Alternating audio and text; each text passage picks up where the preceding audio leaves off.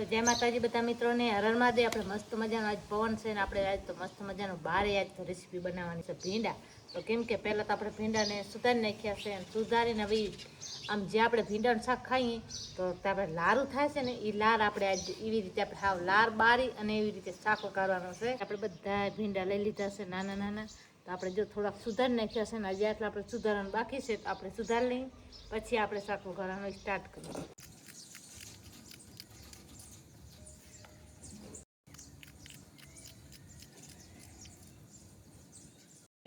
આવી ગયા છીએ રસોડામાં। તો હવે રસોડામાં કઈ રીતે શાકો કરું છું તો જો એ આપણે મસ્ત બીજાનો તપેલો લઈ લીધો છે અને આપણે તપેલો લઈને હવે આપણે ગેસ ચાલુ કરી નાખીએ। આપણે આ રીતે ગેસ ચાલુ કરી નાખ્યો છે તો હવે આપણે નાખી દઈએ આમાં તેલ। આવી રીતે આપણે તેલ થોડું વધુ નાખીએ કેમ કે ઘણું તેલ નાખીને તેલમાં હળી અને મસ્ત મજાની થઈ જાય મસ્ત મજાના કરી નાખ્યા છે મોરી નાખ્યા છે। હવે આપણે મસ્ત મજાનું નાનો ચમચો ચમચો તેલ તપે તંત્રી કવા દઈએ આપણે આ રીતે રાઈ નાખી દઈશું। એક થાળી લઈ લેવાની છે। થાળીમાં હું તમારે શું કરું છું ને થાળી તમારે રાખવાની શું થાળીમાં રાખું છું અને શું કરું છું થાળી મતલબ કે થાળી એક તો ખપે પાછી તો મસ્ત મજાનું તેલ રાઈ આવી જાય છે તો થોડીક રાહ જોઈએ અને આપણે મસ્ત મજાની આપણે ચટણીથી આજે વઘારવાનો છે આપણે શાક।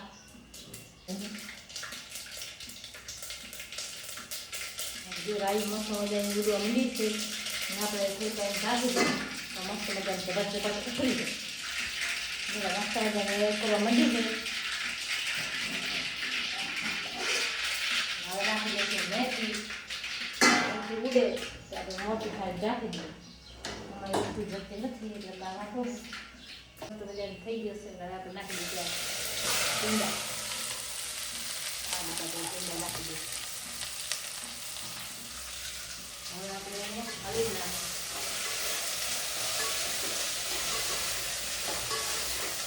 આપણે અત્યારે મરચાં કાંઈ નાખવાનું નથી એમને આપણે અત્યારે હળગાવી દેવાના બધા લાલ બધી કરી જશે લાભ ખાશે જાણે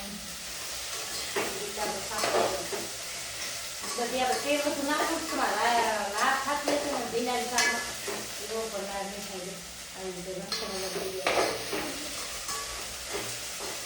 જાય હરડાઈ જાય લાભ ખાશે ને એ લાલ બધી આપણે કરી જાય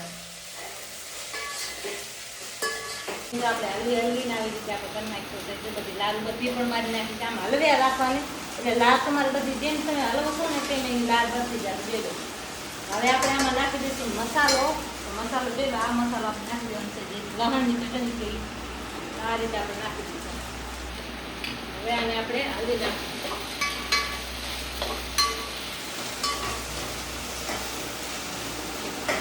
આ રીતે આપણે બધું હવે મિક્સ કરી નાખીશું। હળદર સ્વાદ પ્રમાણ આપણે નાખી દઈશું મસ્ત મજાનો મીઠો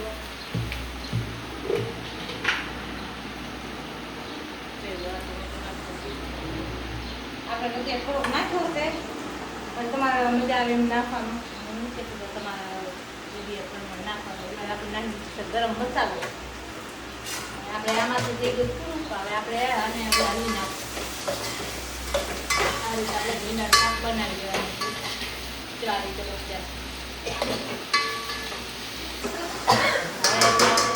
જે તમારું વાત કીધી હતી કે થાળી લેવાની છે તો હવે થાળીમાંથી આપણે શું કરવાનું છે આના માથે ઢાંકી દેવાનું આ થાળી ઢાંકાય પછી આપણે પાણીનો ગ્લાસ ભરી અને આ ગ્લાસ એક પાણી માથે નાખી દેવાનું